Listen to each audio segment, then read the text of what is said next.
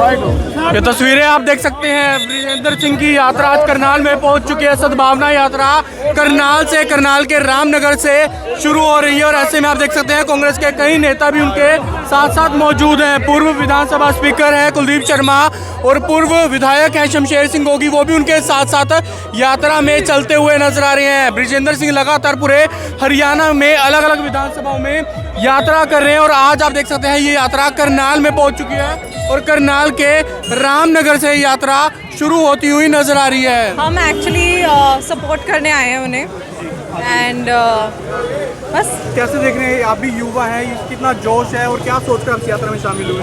यहाँ पे सिर्फ युवा नहीं है, मतलब हर एज ग्रुप के लोग हैं सपोर्ट करने के लिए एंड जीतने लोग इसलिए आए कि उनको भरोसा है अपने जो मंत्री जी है उनके अंदर।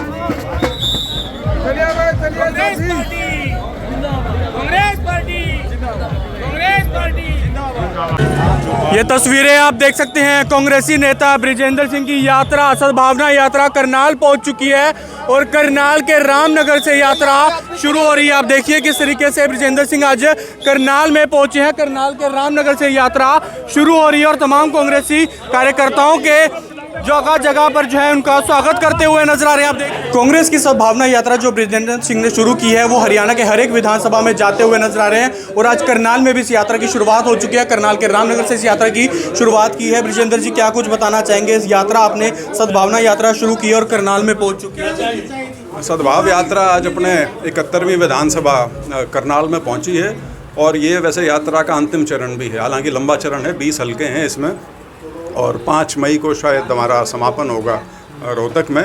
तो जिस प्रकार का उत्साह यहाँ कांग्रेस के लोगों में, कांग्रेस के कार्यकर्ताओं में है, देख के बहुत खुशी है, क्योंकि इस इलाके को कहते हैं कि ये बीजेपी का ओलिया, लेकिन कांग्रेस यहाँ पूरी तरह से ना सिर्फ जिंदा है, बहुत मजबूती से खड़ी हुई है। और जिस जो हमारे कांग्रेस के कार्यकर्ता हैं और उनके चेहरे पर जो चमक है वो ये बताती है कि वो एक लंबी लड़ाई के लिए तैयार है।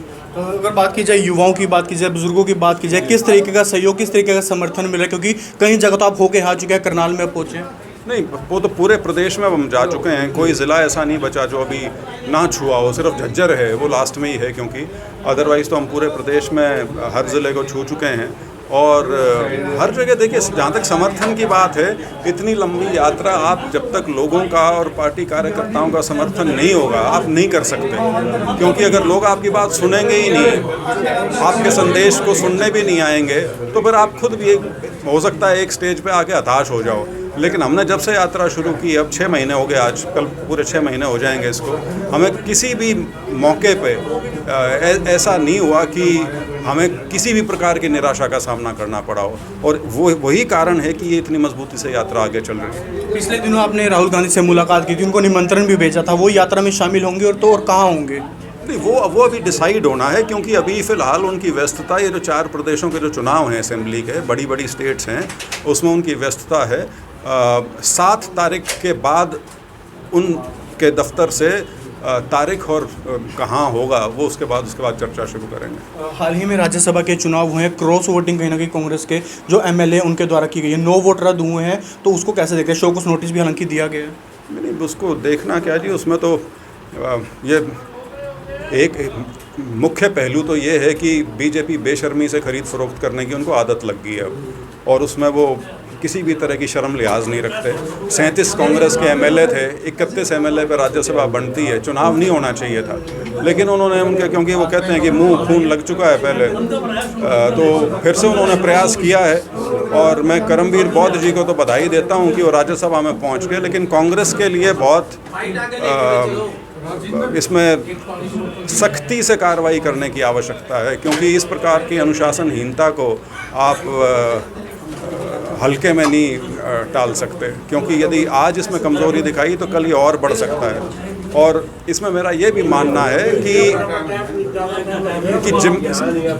जो दोषी हैं क्रॉस वोटिंग के, उन पे तो कार्रवाई हो लेकिन कहीं ना कहीं जिम्मेदारी भी निश्चित होनी चाहिए कि जो जिम्मेवार लोग बना रखे हैं उनसे भी तो सवाल जवाब होना चाहिए, उनकी भी तो जवाबदेही कहीं ना कहीं होनी चाहिए। विधायकों के नाम तो बताए गए थे लेकिन वो साफ तौर पर कहते हुए नजर आया अगर हमारी गलती होगी हम राजनीति छोड़ देंगे। नहीं, वो कुछ नहीं है जी, उसमें तो उसकी कोई सीमा नहीं है, क्योंकि प्रदेश के हमारे प्रभारी और CLP लीडर कांग्रेस के ऑथराइज्ड एजेंट्स थे, तो उनका शब्द इस मामले में आखिरी शब्द है। अब MLA कुछ ही कहते रहें। हाँ, ये ज़रूर मैं मानता हूँ कि जैसा कुलदीप शर्मा जी ने अपने एक वक्तव्य में कहा था कि हरियाणा में जिस प्रकार के हालात हैं कांग्रेस के अंदर, बेहतर होता यदि कोई बाहर का कांग्रेस का व्यक्ति, हरियाणा से बाहर का कोई सम्मानित व्यक्ति यदि ऑथराइज्ड एजेंट बनता, तो फिर इस प्रकार की ये जो तू मैं अब चल रही है ये देखने को नहीं मिलती। ईरान इसराइल का युद्ध चल रहा है, उसका असर कहीं ना कहीं भारत में देखने को मिल रहा है। कमर्शियल गैस सिलेंडर की बात की जाए, घरेलू गैस सिलेंडर की बात की जाए, उसके दाम ऊंचाइयां बढ़ते हुए नजर आ रहे हैं। आम जनता को बड़ा झटका ये तो असर तो अभी दिखना शुरू हुआ है। अगर ये लड़ाई 15 दिन, महीना और चल गई तो सबसे ज़्यादा प्रभावित होने वाले देशों में वो भारत होगा। हमारी 85% से ज़्यादा ऑयल और गैस की जो रिक्वायरमेंट है देश में, वो उसका आयात होता है, और जिसका एक बहुत बड़ा हिस्सा ये जो गल्फ़ कंट्रीज़ हैं, ये जो युद्ध का केंद्र है इस समय, यहाँ से आता है। और बाकी दूसरा ये है कि हमने अपने सारे हित जो हैं वो अमेरिका के यहाँ गिरवी रखे हुए हैं। तो आज के दिन हम इस स्थिति में भी नहीं है कि अपना मन चाही बाज़ार से हम अपने तेल की व्यवस्था कर सकें। वो भी अमेरिका बताने लग रहा है हमको कि आप रूस से नहीं खरीद सकते, आप ईरान से नहीं खरीद सकते, आप हमसे खरीदो, वेनेजुएला से खरीदो। तो हमने खुद को इतनी कमज़ोर स्थिति में रख लिया है लाके कि आज के दिन इस परिस्थिति से मुकाबला करने के बारे में भी हमारे पास लगता है ज़्यादा ऑप्शंस बचे नहीं हुए। सोनीपत में कल एक हादसा हुआ, सोनीपत के नज़दीक कांग्रेस के नेता हैं पंजाब के, उनकी गाड़ी का हादसा हुआ है, डिफेंडर गाड़ी। नहीं, मेरे को इसकी जानकारी नहीं है। चुनाव आ रहे हैं पंजाब में, कैसे? पंजाब के अभी चुनाव दूर हैं यार, अभी तो 2027 में चुनाव है, अभी तो 1 साल है। लेकिन एक धमाका हुआ था चंडीगढ़ में। हाँ, कुछ था, पता नहीं क्या था वो क्योंकि पंजाब के संदर्भ में जब भी कोई इस तरह की छोटी मोटी घटना भी हो तो उसको संजीदगी से लेना बहुत ज़रूरी है, क्योंकि पंजाब बॉर्डर स्टेट है, सेंसिटिव स्टेट है। पीछे उनका इतिहास भी बड़ा वायलेंट रहा था कुछ समय के लिए, कुछ समय क्या, करीब 1.5-2 दशक तक। तो कोई भी घटना इस प्रकार की है उस पर सरकार को ना सिर्फ संज्ञान लेना चाहिए, बल्कि जो कल्प्रेट्स हैं और जो उसके पीछे साजिश है उसको उजागर करना चाहिए कि इसके पीछे मंशा क्या थी। बिल्कुल, आप देख सकते हैं कांग्रेसी नेता ब्रिजेंद्र सिंह की यात्रा किस तरीके से लगातार चलती हुई नजर आ रही है, और करनाल में भी यात्रा पहुंच चुकी है। मुकुल सिजा, करनाल विकी न्यूज़, करनाल। तो तस्वीरों में आप देख सकते हैं किस तरीके से यात्रा है वो करनाल पहुंच चुकी है, सद्भावना यात्रा है। और आप देख सकते हैं वीरेंद्र सिंह भी यहां पर पहुंच चुके हैं, कांग्रेस के सीनियर नेता हैं, वो आज आप देख सकते हैं करनाल में पहुंचे हुए नजर आ रहे हैं। और किस तरीके से युवाओं की बात की जाए, वो भी काफ़ी ज़्यादा संख्या में यहाँ पर मौजूद हैं उनके साथ साथ। और बात कर रहे हैं, क्या कुछ कहना चाहेंगे जी? आप देखते जाओ, फिर आपको पूछने की लोड़ ही नहीं पड़ेगी, खुद ही बोलने लग जाओगे। सर, किस तरह देखते हैं राज्यसभा चुनाव हुए, हाल ही में क्रॉस वोटिंग की गई? ये प्रेस कॉन्फ्रेंस है, उसमें बात करेंगे। राहुल गांधी को भी न्योता दिया गया था, वो क्या शामिल होंगे? वो ब्रिजेंद्र से पूछो और बोलो आगे। सर, युद्ध चल रहा है ईरान इसराइल का, उसको लेकर महंगाई कहीं ना कहीं आम जनता में बढ़ी है। गैस सिलेंडर की बात की जाए, वो गैस सिलेंडर अकेला नहीं है, बहुत चीज़ें, क्योंकि जो ईरान की गल्फ है उससे जो सामान आता है उसमें इंडिया का सबसे ज़्यादा 27% के करीब ऐसा सामान है जो उससे आता है। और वो अगर रूट डाइवर्ट करके आए तो सभी चीज़ें जो आती हैं वो महंगी होगी, और जो ये इंपोर्ट करते एक्सपोर्ट करते हैं वो भी इनका मंदा पड़ जाएगा। 3 दिन पहले एक तेज धमाका हुआ चंडीगढ़ में बीजेपी दफ्तर के बाहर, कैसे देखते हैं? क्या पंजाब चुनाव से जोड़कर देखा जा रहा है इसको?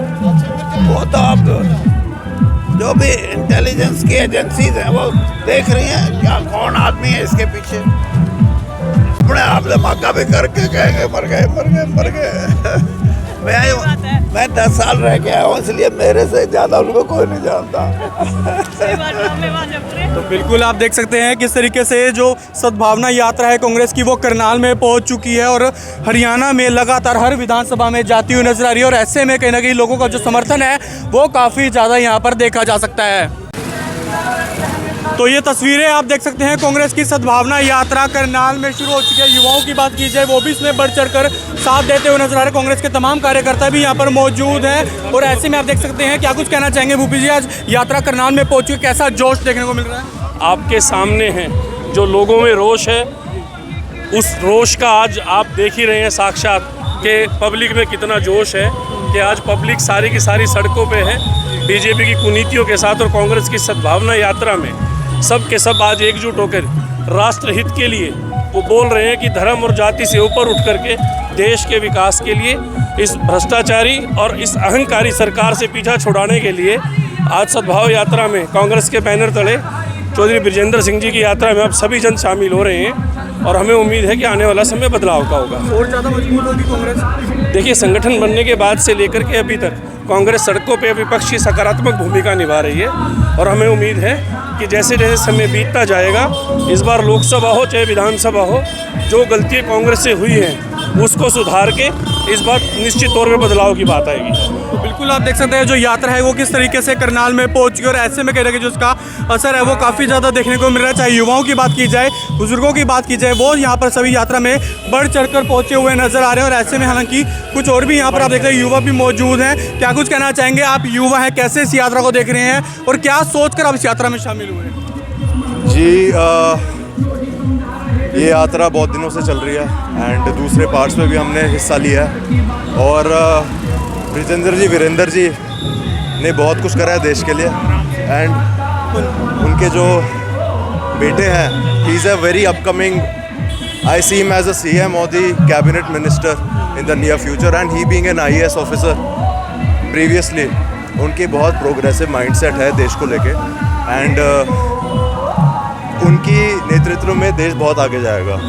कांग्रेस का टाइम आने वाला बस। इस यात्रा की अगर बात करें युवाओं के साथ साथ बुजुर्गों की बात करें, सभी वर्ग जो है यहाँ पर देखने को मिल रहे हैं। बिल्कुल बिल्कुल, यहाँ पे बड़े बूढ़े छोटे बच्चे, लेडीज़, लड़कियाँ सब मौजूद हैं। तो बिल्कुल आप देख सकते हैं इस यात्रा में हालांकि दूर तक जहाँ भी नजर जाएगी सभी लोग यहाँ पर मौजूद है और इस यात्रा में बढ़ चढ़कर यहाँ पर हिस्सा लेते हुए नजर आ रहे हैं। हालांकि आप देख सकते हैं किस तरीके से और भी क्या कुछ बताना चाहेंगे? आप भी युवा हैं, इस यात्रा में शामिल।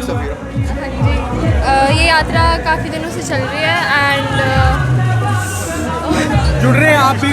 हाँ जी, काफ़ी लोग भी आए हैं, वी नोटिस, और इट्स नाइस कि ऐसी यात्राएं होती रहती हैं। आप भी बताना चाहेंगे? आप भी युवा हैं, कैसे देख रहे हैं इस यात्रा को? हम एक्चुअली सपोर्ट करने आए हैं उन्हें एंड बस। कैसे देख रहे हैं? आप भी युवा हैं, कितना जोश है और क्या सोचकर आप इस यात्रा में शामिल हुए हैं? यहाँ पे सिर्फ युवा नहीं है, मतलब हर एज ग्रुप के लोग हैं सपोर्ट करने के लिए एंड जीतने लोग इसलिए आए कि उनको भरोसा है अपने जो मंत्री जी है उनके अंदर।